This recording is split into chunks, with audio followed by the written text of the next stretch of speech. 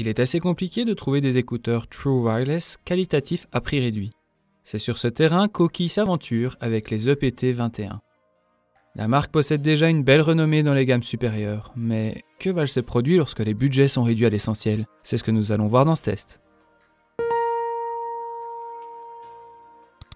Les EPT21 s'inspirent fortement des AirPods Pro d'Apple en offrant un design dit à bâton.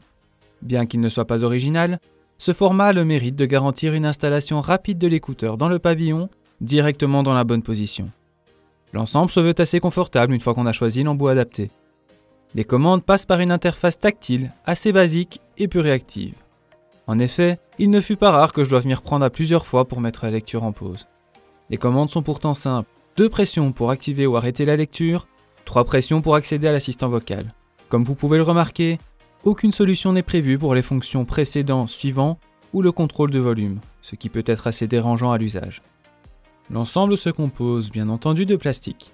Ce matériau est assez robuste, mais reste très sensible aux griffes. En conséquence, vos écouteurs pourront perdurer, mais seront marqués par le passage du temps. Ce constat est aussi valable pour le boîtier. La qualité sonore des EPT21 est adaptée à la gamme de prix. Un son assez agréable pour un usage simple, où les basses sont quasi absentes. Il en résulte certes un son agréable, mais manquant de profondeur. Il est donc logique de se dire qu'augmenter le volume pourrait compenser, mais c'est là que la saturation fait son apparition.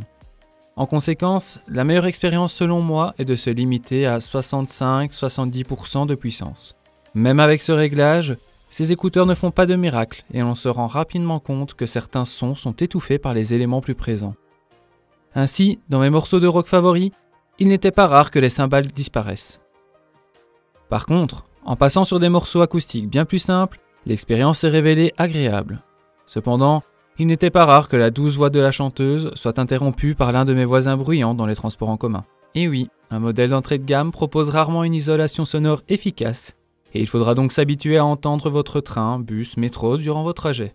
Dans un bureau où l'ambiance est moins bruyante, le format intra-auriculaire compense légèrement ce défaut. La partie micro est correcte sans être exceptionnelle, ce qui fait que dans les environnements plus bruyants comme les tunnels du métro, il est préférable d'utiliser directement son téléphone.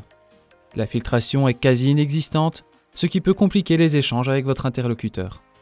L'autonomie est le point sur lequel les EPT21 prennent de l'avance.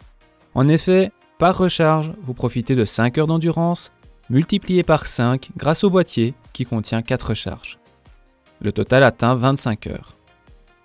Ils sont donc plus résistants que les AirPods Pro dont ils s'inspirent. Ceci vous permet d'utiliser vos écouteurs durant à peu près une semaine sans craindre de tomber à sec. La recharge du boîtier prend environ 2 heures via un câble micro USB.